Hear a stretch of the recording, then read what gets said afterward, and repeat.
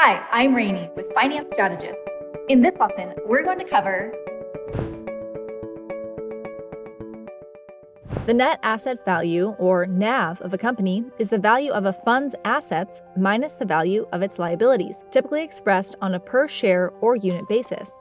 The term net asset value is commonly used in relation to mutual funds and exchange-traded funds, and is used to determine the value of the assets held. According to the SEC, mutual funds and unit investment trusts, or UITs, are required to calculate their NAV at least once every business day. The formula is straightforward. Net asset value equals value of assets minus value of liabilities, where value of assets is the value of all the securities in the portfolio, and value of liabilities is the value of all liabilities and fund expenses, such as staff salaries, management expenses, operational expenses, audit fees, and so on. The NAV is typically represented on a per-share basis. In such a case, the formula would be the value of assets minus value of liabilities divided by total shares outstanding.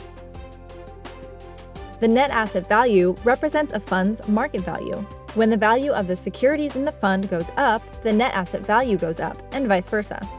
When expressed as a per-share value, it represents a fund's per-unit market value.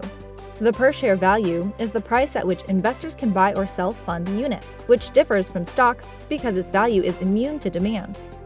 Looking at each fund's NAV and comparing it to others does not offer any insight into which fund performed better, but rather shows the size of each fund.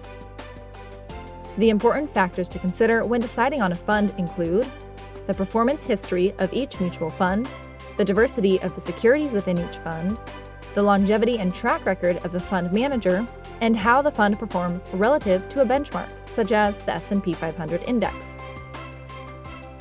Let's hear from you. Is a larger fund inherently a safer investment? What is a more important factor? Leave a comment below. For more information, visit www.financestrategists.com.